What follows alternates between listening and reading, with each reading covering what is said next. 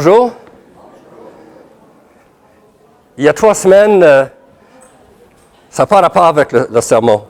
Il y a 3 semaines, j'ai acheté un nouveau gazebo pour mon cou en arrière.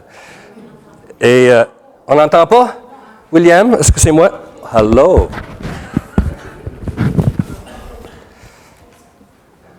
J'ai acheté un gazebo il y a 3 semaines. Et un samedi, puis c'est mon fils Philippe et son ami qui m'a aidé à l'installer avec le toit et tout ça. Puis il venait avec des ancres. Puis moi, j'ai dit, j'ai pas besoin de ça parce que dans ma cour en arrière, il y a des arbres partout, il n'y a pas de problème, c'est protégé contre le vent. Le mardi après ça, il y a eu une tempête énorme, un orage, là. Mais je n'étais pas chez moi, j'étais chez mon fils. J'ai couché chez mon fils Philippe, ça a donné ce soir-là, j'ai couché chez lui. Je reviens chez moi, mercredi soir après le travail, le pauvre gazebo est couché à terre, un des 4 poteaux est plié. Oh non! J'ai bâti mon gazebo sur le sable. OK, alors, en fin de compte, il n'était pas cassé, je l'ai remonté. Là, je l'ai ancré. Là, il est ancré, puis j'espère, si le vent souffle, qu'il va résister. Pardon? Oui? D'accord? J'étais sûr que mes arbres protégeront le gazebo, mais... Il y a... cet hiver passé, j'ai été diagnostiqué que j'avais trop de cholestérol dans mon système. Puis, on m'a prescrit des pilules pour cela, des statines.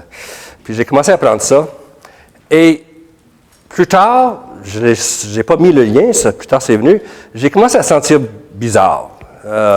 Émotion tout à l'envers, puis là, décembre s'en vient, c'est Noël, puis ça vient, puis pas d'énergie, puis j'ai pas le goût de rien faire, puis ça. C'est correct.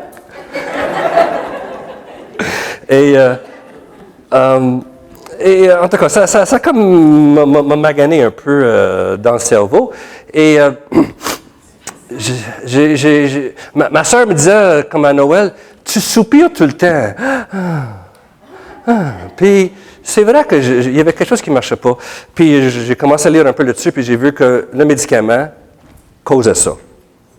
Ça causait ça, puis ça fait 5 mois que je ne le prends plus, puis mon cholestérol a baissé sans l'aide de cette stupide pilule-là, OK? Mais dans ce milieu de tout cela où vraiment les émotions ne sont pas correctes, tes pensées ne sont pas stables, tu te dis, mais qu'est-ce qui se passe dans ma vie? Puis là, c'est vrai que Ginette, mon épouse, n'est plus là à Noël, c'est ce que ça me met dans le déprime. Pas vraiment, parce que ça fait 3 ans qu'elle n'est pas là, puis je n'étais pas dans le déprime avant. Quelque chose est arrivé, là. J'ai dit, prendre cette pilule-là a causé quelque chose. Puis mon médecin n'est pas d'accord, mais c'est correct, c'est pas elle qui gère mon corps, c'est moi qui gère mon corps. Et au milieu de tout ça, j'ai commencé à lire un livre que quelqu'un m'a donné de John Piper qui s'appelle Finally Alive, Enfin en vie, quelque chose comme ça. Et le thème, je vais voir si... Le thème, c'est ceci. Il faut que vous naissiez de nouveau. J'ai regardé, le livre est traduit en plusieurs langues et pas le français. Je ne sais pas ce qui se passe, mais s'il vous plaît, quelqu'un peut-être vu en français, vraiment un très bon livre sur la nouvelle naissance. C'est quoi la nouvelle naissance? Et il prend début aux bases, Jean chapitre 3, où Jésus dit à Nicodème, il faut que vous naissiez de nouveau. Puis on va en parler en détail. Il y a 15, 16 ans, 17 ans, j'étais dans le terrain de soccer avec Alex puis Philippe, mes fils. Ils jouaient du soccer. Là, on parlait, nous les parents, ensemble, pendant qu'eux jouaient. Puis je parlais avec quelqu'un, un voisin, son fils jouait aussi là, dans l'équipe, commence à parler, puis on commence à parler un peu des choses de Dieu. Puis à un moment donné, il me dit, est-ce que puis là on parle en anglais, est-ce que tu es born again? J'ai dit oui. Il dit, what? En anglais, born again, ou né de nouveau, là, ça a eu maintenant un sens péjoratif, right? Ou banal. Un compagnie qui revient du banqueroute, on dit que la compagnie est born again, est née de nouveau. On prend cette phrase-là pour l'appliquer à plusieurs choses. Mais pour lui, il ne se moquait pas de moi, il était plutôt incrédule parce que le mot born again est maintenant associé avec ce qui est mauvais dans l'Église. les téléévangélistes qui ont volé l'argent, qui ont été infidèles à l'immoralité sexuelle. Born again, c'est équivaut à ces gens-là à qui on ne peut plus avoir confiance. Pourtant, Jésus a dit, il faut que vous naissiez de nouveau. Il faut que vous naissiez de nouveau. Alors, je prends ce livre-là comme base, mais il pose, pour répondre à la question, c'est quoi la nouvelle naissance ou c'est quoi être né de nouveau? Pourquoi est-ce qu'il faut être né de nouveau?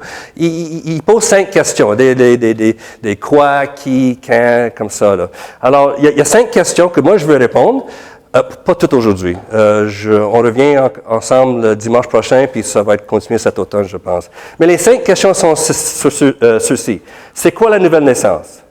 Pourquoi devrions-nous être nés de nouveau? Why? Pourquoi? Comment est-ce que la nouvelle naissance s'opère?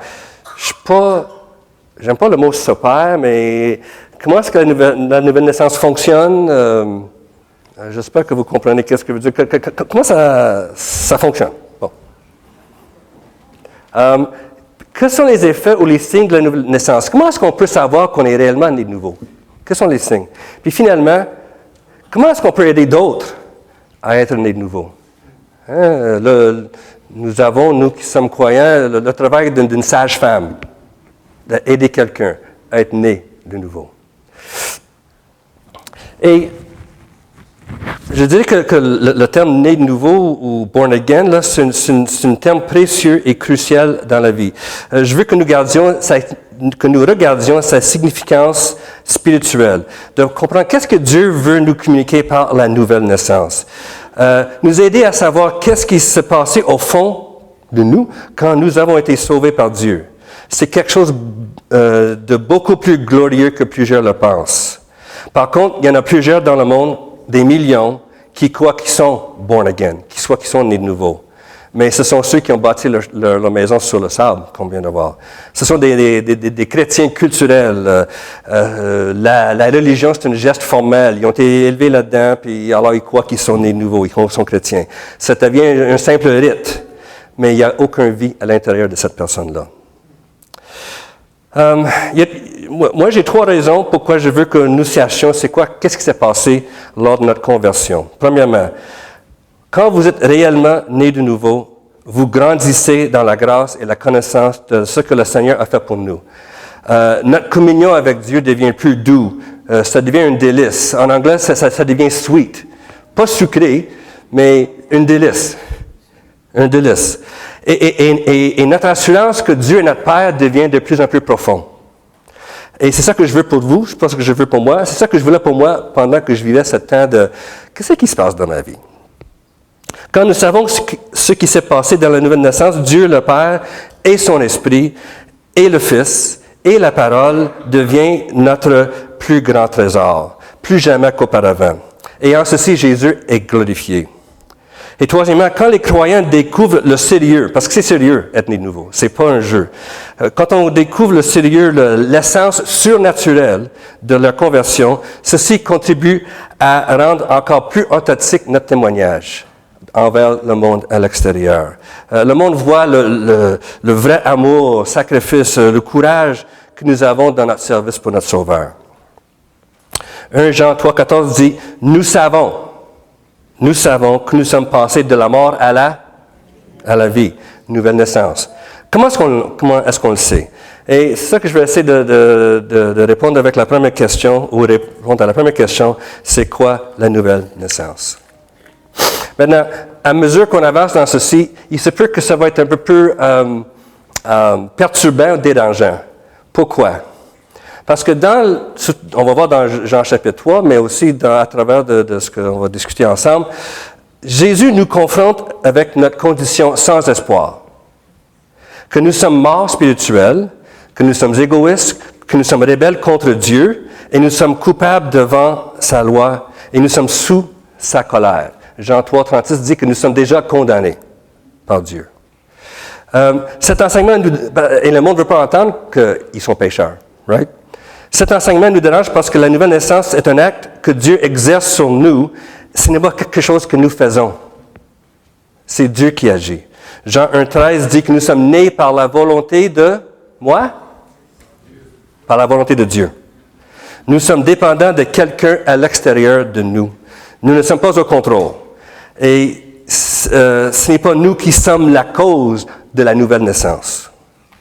Et tout beau geste spirituel qu'on peut faire, qui est le résultat de la nouvelle naissance, n'est pas une aide pour nous dans la nouvelle naissance. N'est-ce pas l'une des raisons pourquoi le monde rejette le salut offert par Dieu? Parce que le monde veut faire quelque chose. Et de dire que tu ne peux rien faire, ça va contre leur orgueil. On veut contribuer. Nous devons contribuer quelque chose. Nous sommes confrontés par le fait que Dieu a une liberté absolue. Sans Dieu, nous sommes entièrement incapables de voir ou même de désirer et même détecter la gloire de Jésus dans l'Évangile. C'est impossible. Et puis on va voir pourquoi. Alors, sa décision de nous donner la vie ne sera pas une réponse à ce que nous avons fait, mais plutôt ce que nous allons faire sera une réponse à ce qu'il a fait pour nous. Parce qu'il nous a rendus vivants spirituellement. Alors, pour être né de nouveau, c'est Dieu, et Dieu seulement qui peut agir pour nous. Et cela dérange notre orgueil. Maintenant, nous pouvons contribuer à notre salut, puis quand Jésus a dit à Lazare, « Sors », c'est qui est sorti? Lazare. Lazare, ça faisait 4 jours qu'il était mort, Lazare. Dans un pays où il ne fait pas froid, son corps était du ragoût. Non, vraiment, là, je lisais un peu qu'est-ce qui se passe dans le corps quand on décompose. Ça prend pas beaucoup de temps. Vous verrez qu'en Israël, je ne sais pas si c'est plutôt culturel maintenant, mais en Israël, quand quelqu'un est mort, un soldat, la personne est enterrée le lendemain. On n'attend pas. Il est enterré tout de suite. Lazare, il était pas en bonne forme. En fait, qu'est-ce que Marthe dit à Jésus? Hein? Il pue. On ne peut pas ouvrir le tombeau, il pue. Jésus dit, Lazare sort, puis qui est sorti? Lazare. Maintenant, est-ce que Lazare est sorti comme un robot? Non, c'est Lazare qui est sorti. Alors, c'est ça, sa contribution. C'est ça, notre contribution. Nous répondons à l'appel de Dieu. Mais c'est seulement ça.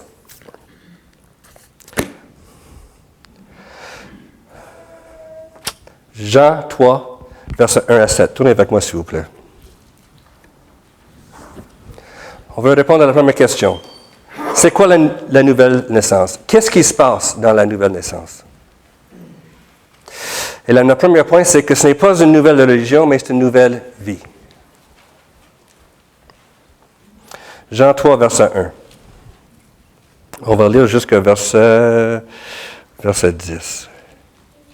Il y eut un homme d'entre les pharisiens nommé Nicodème, un chef des Juifs, qui vint, lui, auprès de Jésus de nuit et lui dit, « Rabbi, nous savons que tu es un docteur venu de Dieu, car personne ne peut faire ces miracles que tu fais, si Dieu n'est avec lui. » Jésus lui répondit, « en vérité, je te le dis, si un homme ne naît de nouveau, il ne peut voir le royaume de Dieu. » Nicodème lui dit, « Comment un homme peut-il naître quand il est vieux?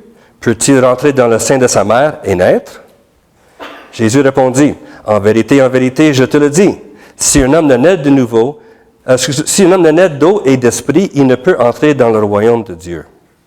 Ce qui est né de la chair est chair, ce qui est né de l'esprit est esprit. Ne t'étonne pas que je t'ai dit, il faut que vous naissiez de nouveau. Le vent souffle où il veut et tu en entends le bruit, mais tu ne sais d'où il vient ni où il va. Il en est ainsi de tout homme qui est né de l'esprit. » Nicodème lui dit, « Comment cela peut-il se faire? » Jésus lui répondit, « Tu es le docteur d'Israël et tu ne sais pas ces choses? » Point d'exclamation. Nicodème est un pharisien. On voit ici que c'est un chef des Juifs. Il fait partie du Sanhédrin, les 70 chefs. C'est un pharisien. Un pharisien, dans l'original, veut dire quelqu'un qui est séparé. Pas qui est séparatiste, mais qu'il suit tellement la loi qu'il se sépare d'autres qui ne sont pas capables, comme eux, de suivre la loi, selon leur pensée. Il est discipliné. Un pharisien, il garde la loi. Il est rigoureux dans l'observation de la loi. Mais Jésus dit que tu ne peux pas entrer dans le royaume de Dieu. Tu ne peux pas aller au ciel si vous n'êtes pas né de nouveau. Puis on voit dans verset 7, c'est encore plus urgent. Avant, il dit, si un homme ne naît de nouveau, il ne peut voir le royaume de Dieu. Verset 7, il dit, il faut que vous naissiez de nouveau. Le changement que Jésus demande, ce n'est pas un changement cosmétique. Hein, c'est pas qu'on change de couleur des cheveux. Hein, mesdames? Ça aide, je sais, mais c'est pas ça qu'on parle. C'est pas un changement marginal, changement de vêtements, changement de lieu. C'est radical ce que Jésus demande de lui. Ce que Nicodème a besoin, et nous aussi, ce n'est pas la religion, mais c'est une vie, la vie. Maintenant, Nicodème est vivant. Il est vivant du point de vue humain. Il pense, il respire, il bouge. Il vient de voir Jésus le soir. Il réfléchit. Et il n'a pas besoin d'ajouter des activités religieuses ou d'avoir plus de zèle. C'est un pharisien. Il y en a en masse. Pendant les 200 ans avant Jésus et les 200 ans après Malachie, dans cette période-là, c'est là où les pharisiens ont commencé à devenir un groupe, un secte, si vous voulez. Et ce qu'ils ont fait, c'est qu'ils ont pris la loi de Moïse puis ils ont ajouté au-dessus de 600 autres règles par-dessus ça. Et ce sont juste des traditions. Puis Jésus, dans Matthieu 5, il va dire, dans le Sermon sur la montagne, qu'est-ce qu'il dit? Vous avez appris qu'il a été dit. Là, Jésus se réfère à qu'est-ce que ces 600 règles disent, qui sont vraiment l'imagination de ces personnes-là. Ce n'est pas ce qui est écrit dans la loi de Moïse. Vous avez appris qu'il a été dit, mais moi, je vous dis. Il y en avait des règles. Puis, il n'y en avait pas besoin de plus, il y en avait en masse. Mais Jésus dit, tes règles, là, ça vaut rien, ça ne fait rien pour toi, pour entrer dans le royaume de Dieu. En d'autres mots, Jésus lui dit, tu es mort, tu n'as pas de vie spirituelle. Dans Luc chapitre 9, Jésus appelle à certains gens de le suivre, puis il y en a un qui dit, laisse-moi aller enterrer mon père avant. Et Jésus dit, laisse les morts ensevelir leurs morts. Maintenant, l'homme qui a dit, laisse-moi enterrer mon père, il est en vie. Mais Jésus est en train de lui dire, non, tu es mort spirituellement. En fait, de dire, laisse-moi enterrer mon père, c'est pas parce que son père est mort, c'est parce que son père est encore en vie. Puis lui, il attend que son père meure pour qu'il puisse avoir l'héritage de son père. Puis là, il va aller suivre Jésus. Laisse les morts enterrer les morts. Qu'est-ce que le père dit au fils prodigue quand le fils revient dans Luc chapitre 15? Quand voici mon fils qui était mort. Il est revenu à la nouvelle naissance est égale à une nouvelle vie. Une nouvelle vie, une nouvelle naissance, c'est tout des synonymes. Nicodème a besoin de cette vie-là, parce que sans cette vie-là, il ne va pas au ciel. Et Nicodème, il est confus, il ne comprend pas. Avec la NN, nouvelle naissance, je te parle dessus, là, avec la nouvelle naissance, nous expérimentons le surnaturel. On expérimente le divin. Le surnaturel devient pour nous une réalité. Verset 2. Qu'est-ce que Nicodème dit?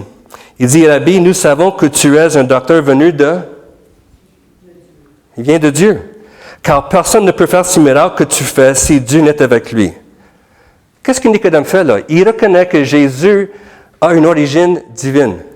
C'est pas l'homme qui fait ça, c'est Dieu qui fait ça à travers Jésus. Il reconnaît que les miracles que Jésus a fait. Puis lisez dans Matthieu. Moi, je l'ai fait une fois. Là, lisez toutes les fois où c'est marqué que Jésus a guéri tous les malades.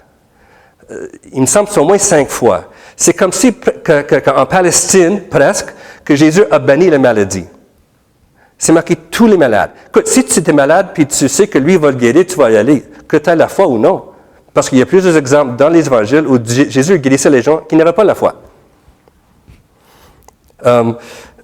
Alors, il y a tous ces miracles qui se passent et les pharisiens, en parenthèse, n'ont jamais nié que Jésus faisait ça. Ils n'ont jamais nié ça. Alors, Nicodème, il reconnaît que ça vient de Dieu lui-même. Et il le dit dans la nuit, il le dit en cachette. Il a peur parce que les pharisiens, en général, n'aiment pas Jésus, comme on le sait.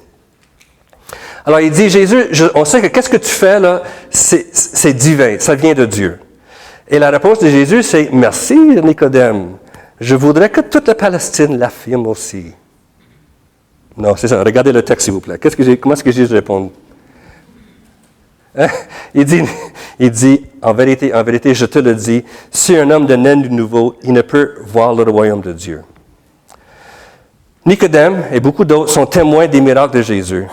Ils reconnaissent que la source des signes et des merveilles de Jésus, ils reconnaissent c'est quoi la source de ces signes, de ces miracles, mais le fait de reconnaître qui est Jésus ou de reconnaître c'est qui fait ces signes-là ne lui sauve pas.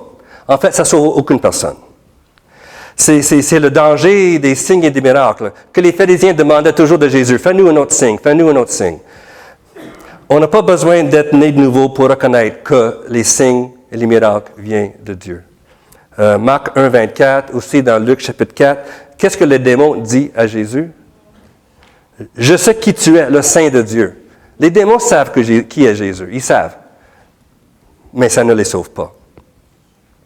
Alors, être émerveillé par cela n'est pas la clé pour entrer dans le royaume de Dieu. Le fait qu'on affirme le surnaturel en Jésus n'est pas ce qui compte. Beaucoup vont le faire. Ils bâtissent leur maison sur le sable. Ce qui compte, c'est qu'il faut expérimenter le surnaturel en soi-même. Alors, la nouvelle naissance, c'est quelque chose de surnaturel, c'est pas naturel. Verset 6.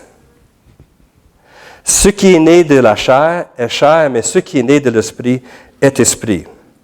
La chair, c'est ce que nous sommes naturellement, mais l'esprit, c'est pas nous, c'est à l'extérieur de nous, ça vient de Dieu. Et c'est ça qui crée la nouvelle naissance. Quand vous êtes né, j'espère? Avez-vous choisi vos parents? Avez-vous choisi la date? Mois de juin, moi. Beau mois. Hein?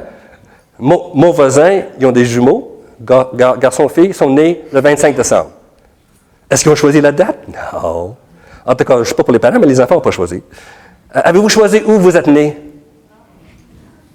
C'est la nouvelle naissance, c'est la même chose. La même chose.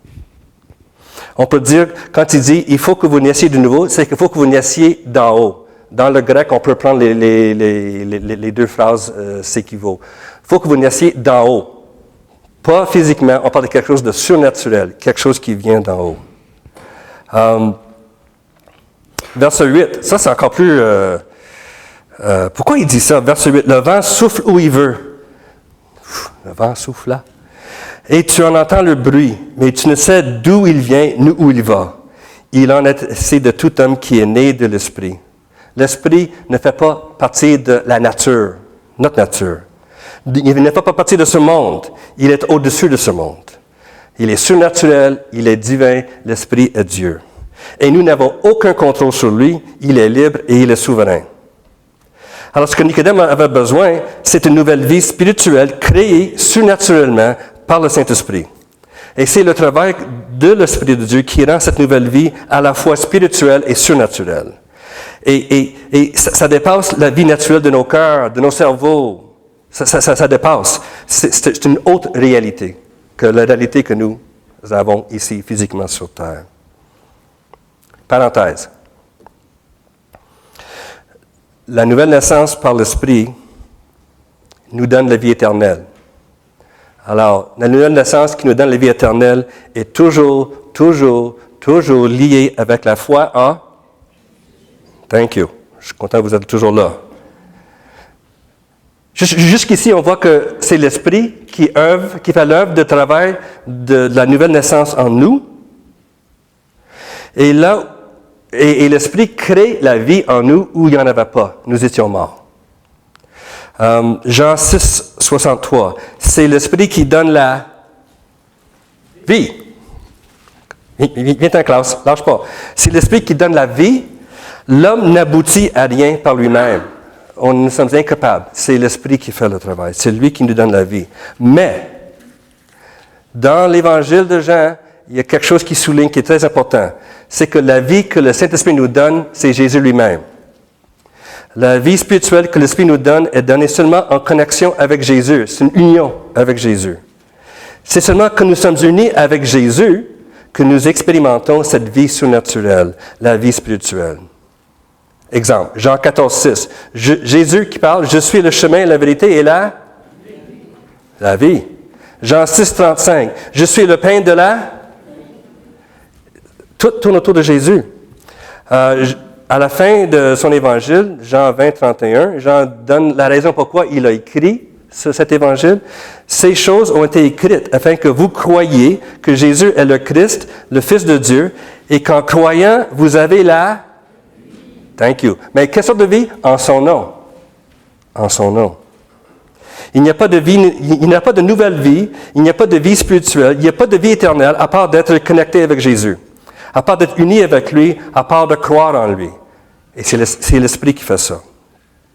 Quelqu'un m'avait écrit une fois, cette personne témoignait à un ami, et cet ami lui a posé la question, si Dieu nous aime tous, pourquoi est-ce que le salut est limité à ceux qui ont la foi en Jésus? Bonne question. Parce que ce qu'on présente, ce qu'on prêche, c'est très exclusif. C'est va totalement à l'encontre de ce que le monde enseigne. Et c'est une vérité que le monde ne veut pas accepter. On parle de la tolérance, puis tous ont raison, puis toutes les religions ou tous les chemins amènent à Dieu. Acte 4, 12. Il n'y a de salut en aucun autre, car il n'y a sous le ciel aucun autre nom qui ait été donné parmi les hommes par lequel nous devions être sauvés. C'est qui? C'est quel nom? C'est Jésus. Excuse-moi. Puis à Jean 14, 6, il dit, je suis le chemin, la vérité et la vie. Nul ne vient au... Nul. No one. Que par moi. Cette vérité, c'est uniquement par la foi en Jésus seul qui nous permet d'aller au ciel. Et ça dérange beaucoup de gens. Les bouddhistes, puis nommez-le, là. Ça les dérange. 1 Jean 5, 11 et 12. Vous pouvez le tourner si vous voulez. 1 Jean 5, 11 et 12. Ceci est le témoignage de Dieu. Le témoignage de Dieu envers son Fils. Dieu, le Père, témoigne de son Fils.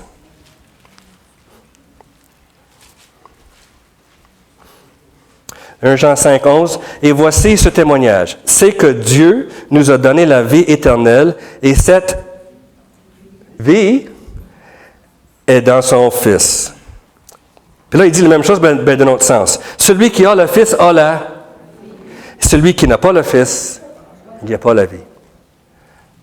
C'est difficile pour les gens d'accepter le fait que c'est Jésus et Jésus seul.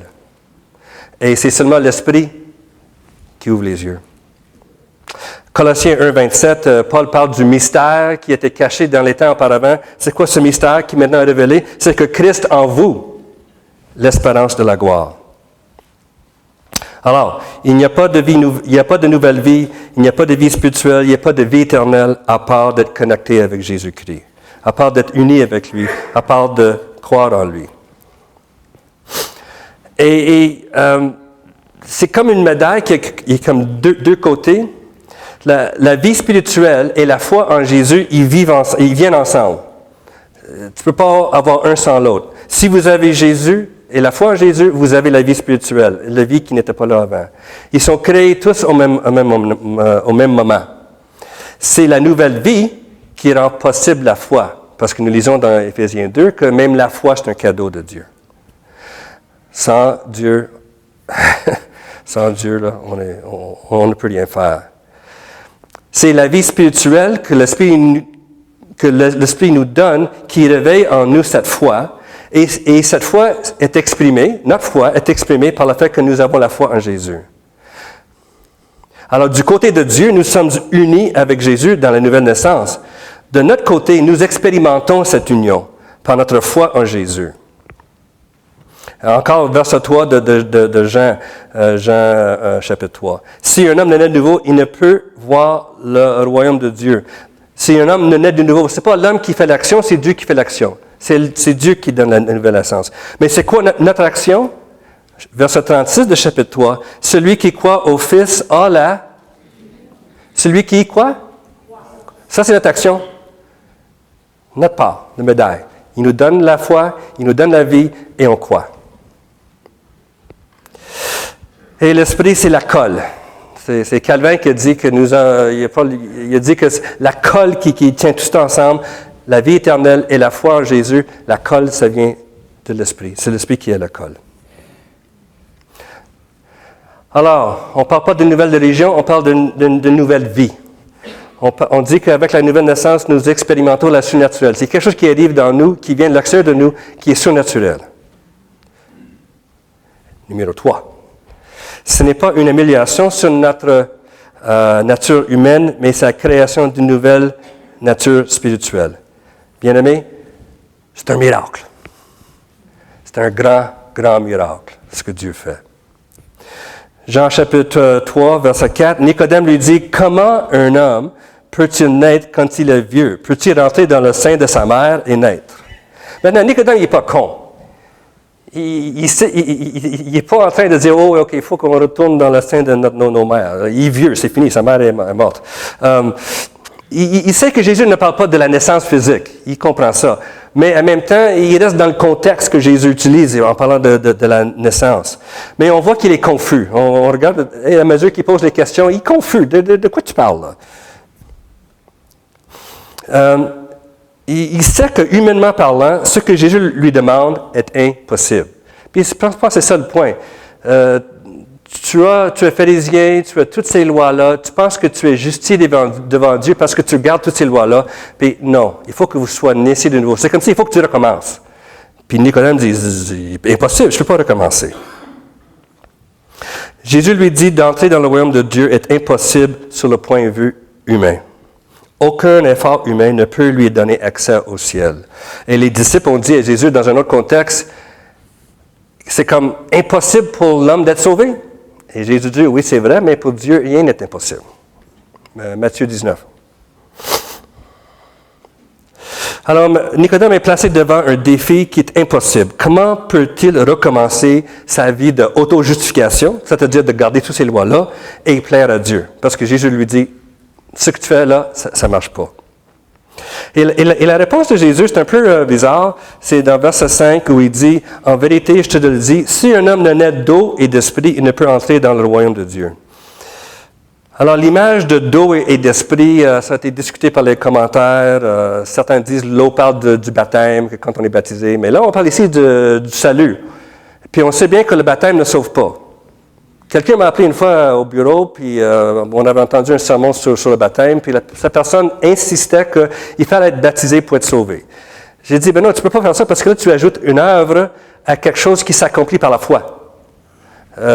Puis là, justement, je connaissais quelqu'un dont la mère est devenue chrétienne à l'hôpital quelques semaines avant sa mort. Elle est à l'hôpital. Puis j'ai dit à la madame, là, elle ne peut pas être baptisée, c'est impossible parce qu'elle est à l'hôpital. Elle n'est pas capable. Puis la madame a crié. J'avais le téléphone comme ça, là. Non, il faut que... OK, bon. On va relaxer un peu, là. Hein? On ne parle pas ici du baptême, et on sait que le baptême ne sauve pas. Alors, il y a plusieurs passages dans l'Ancien Testament que Nicodème connaissait très bien. C'est un docteur de la loi. En fait, Jésus dit, tu es le docteur.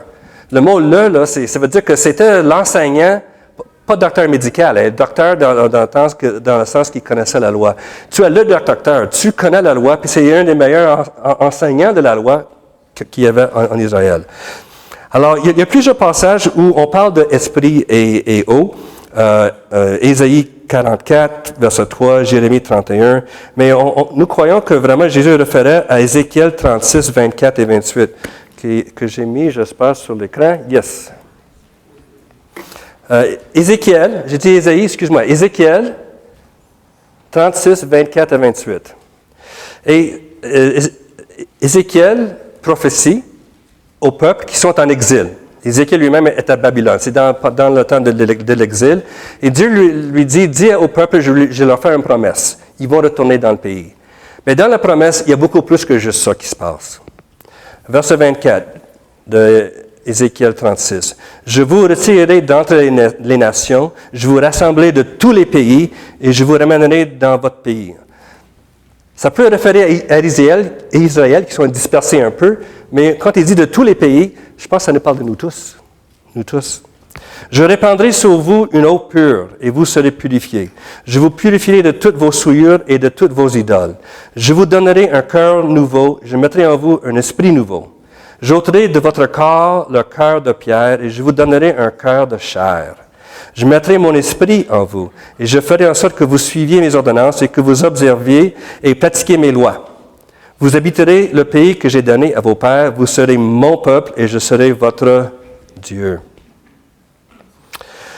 Alors, c'est une prophétie de l'exil, mais on voit qu'il y a beaucoup plus de choses qui se passent que juste simplement retourner au pays. Et Jésus interprète ce passage pour inclure tous ceux qui veulent entrer dans le royaume de Dieu. Ce passage s'applique à nous aussi. L'eau. L'eau et l'esprit? L'eau. Alors, l'eau symbolise le pardon de nos péchés. Ça parle de que nous sommes, par l'eau, nous sommes purifiés, nous sommes nettoyés, notre culpabilité est enlevée. On n'est plus coupable devant Dieu parce que nos péchés sont pardonnés. Jérémie 33, 8, pas besoin de le tourner, mais c'est la même chose. Je les purifié de toutes les iniquités qu'ils ont commises contre moi. Je leur pardonnerai toutes les iniquités par lesquelles ils m'ont offensé. Nos péchés offensent un Dieu 3 fois saint. Si cela ne vous fait pas peur, j'espère que vous prenez conscience que nos péchés sont une offense contre le visage de Dieu et nous avons besoin de son pardon. Dieu dit au peuple que vous allez habiter dans le pays que j'ai donné à vos pères. Vous serez mon peuple, je serai votre Dieu. Il dit cela à ceux qui sont lavés, à ceux qui sont pardonnés. J'espère que cela est vrai pour vous tous, que vous êtes venus devant Dieu pour demander le pardon de vos péchés. Mais être pardonné, être lavé, ne plus être coupable devant Dieu, c'est pas suffisant. Pourquoi? Parce qu'on peut retourner avec ses péchés. Alors, il y en a besoin de quelque chose de nouveau. Puis c'est ça qui est lié avec l'esprit. Versets 26 et 27. Dieu donne un nouveau cœur, il donne un nouvel esprit, puis pas n'importe quel esprit, il nous donne son esprit. Verset 26. Je vous donnerai un cœur nouveau et je mettrai en vous un esprit nouveau. J'ôterai de votre corps le cœur de pierre et je vous donnerai un cœur de chair. On parle ici d'une transformation radicale à l'intérieur de nous, le surnaturel, si vous voulez. J'ai besoin d'être transformé. J'ai besoin de cette nouvelle naissance. J'ai besoin de la vie. Parce que mon cœur de pierre est mort, insensible aux choses de Dieu. Un cœur qui ne peut pas réagir correctement à la réalité spirituelle. Avant notre conversion, nos cœurs étaient durs, on était insensibles à c'est quoi la réalité spirituelle de Dieu. On était insensibles à la beauté et la majesté de Jésus. Hein? Je ne sais pas pour vous, mais on se moque de Jésus tout le temps. Que ce soit les comédiens, que ce soit la télévision, la radio, on se moque de Jésus tout le temps. Jésus est patient. Il est patient. Mais c'est parce qu'ils ont un cœur dur, qu'ils sont insensibles du fait que Jésus est leur roi, le Créateur, celui qui s'offre son salut. Ils sont insensibles à la gloire de Dieu. Et ça me ramène à Romains 1, 18, que probablement vous connaissez bien, où Paul dit, Romains 1, 18, « La colère de Dieu se révèle du ciel contre toute impiété et toute injustice des hommes qui retiennent injustement la vérité captive. » L'homme sait c'est quoi la vérité et il le retient captive. Il ne veut pas le reconnaître. Son cœur est fait de pierre. Et Paul dit, il continue pour dire que car ce qu'on peut connaître de Dieu est manifeste pour eux, Dieu le leur ayant fait connaître. Ils savent parce que Dieu s'est révélé à eux, à nous.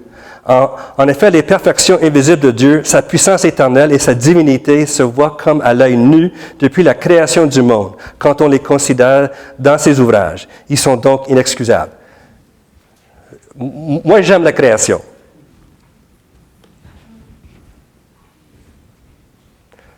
Ça, ce n'est pas des étoiles, ça. C'est quoi? Des galaxies.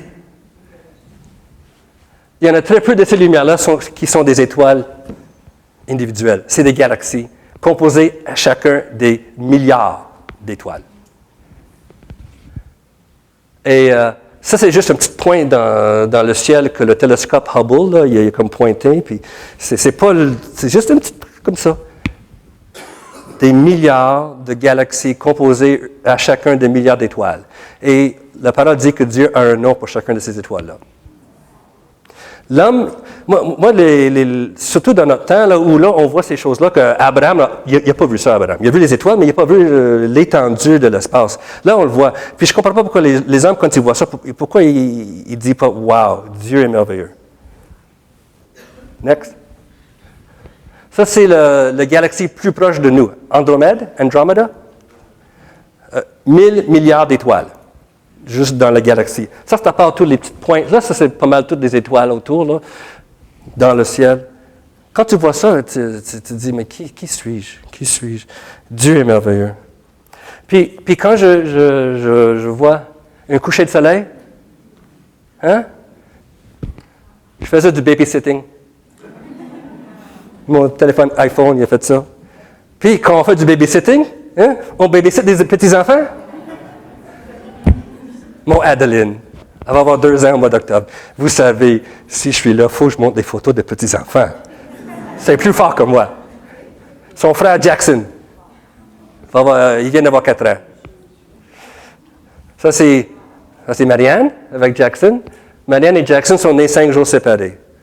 Jackson le 15 juin, Marianne le 20 juin. Cool, hein?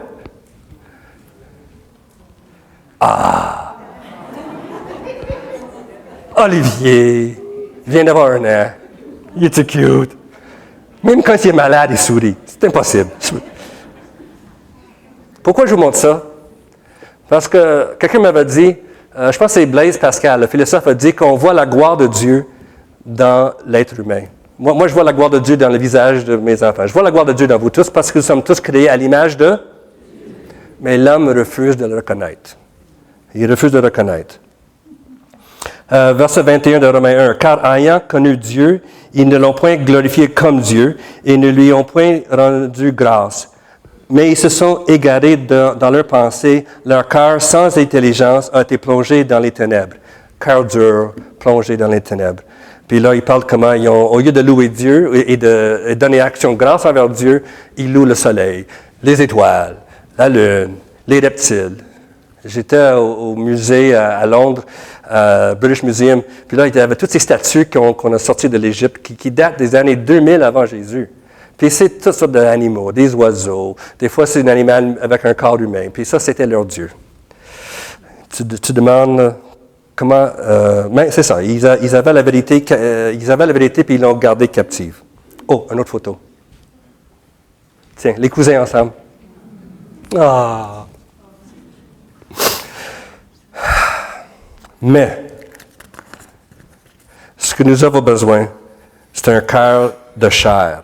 Puis, si je reviens à Ézéchiel, Dieu dit, j'enlève cette cœur de pierre, dur, insensible, et je vous donne un cœur qui est vivant, qui est sensible, capable de répondre ou de réagir aux vérités spirituelles. Et alors, dans la nouvelle naissance, Dieu place une vie en nous qui est surnaturelle, vivante, spirituelle, dans nos cœurs. Et cette nouvelle vie, c'est son esprit qui nous façonne à son image.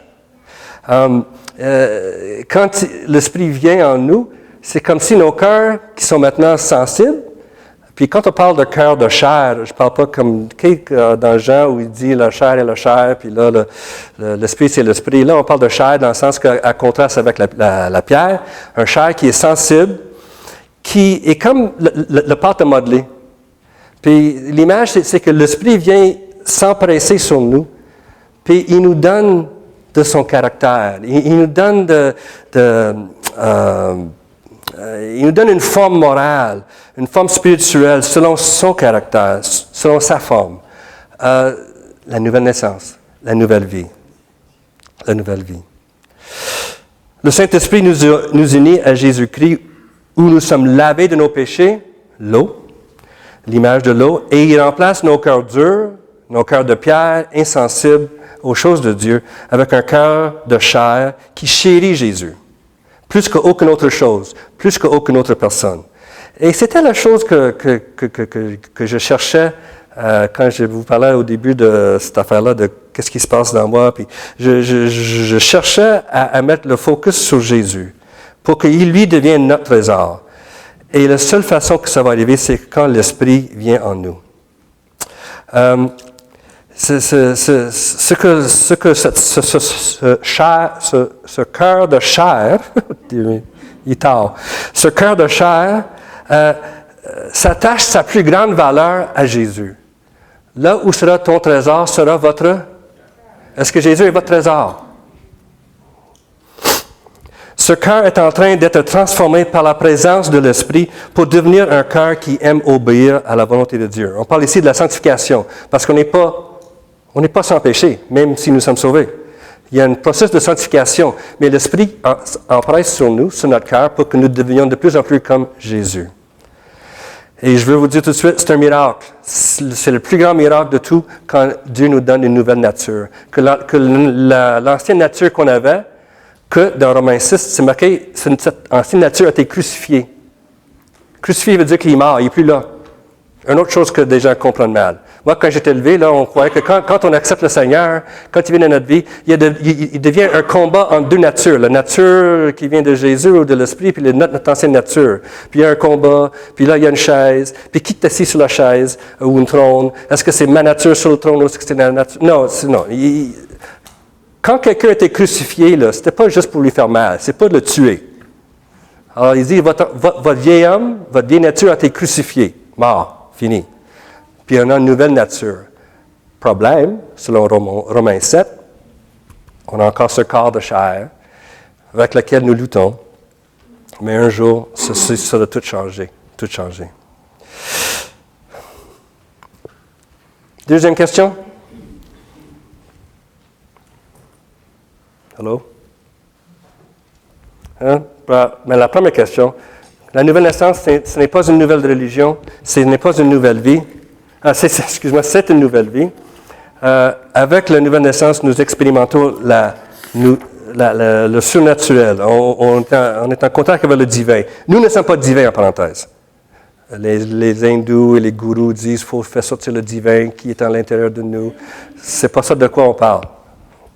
On parle de quelque chose que Dieu nous donne, mais le divin, c'est Dieu. Mais quand même, nous sommes en contact avec cela, un contact qu'on n'avait pas avant. Et ce n'est pas une amélioration sur notre nature humaine, c'est une nouvelle nature complètement différente, une nouvelle nature spirituelle. La semaine prochaine, pourquoi devrions-nous être nés de nouveau? Il y a au moins 10 points. Tu ne seras pas là, je regrette. Merci beaucoup de votre attention. J'espère que le Seigneur, en tout cas ma prière, c'est que le Seigneur nous parle tous, nous met en contact avec la réalité que la nouvelle naissance, c'est quelque chose de glorieux, c'est un miracle que seulement lui peut opérer dans nos vies. Et pour cela, nous voulons lui dire merci. Prions ensemble.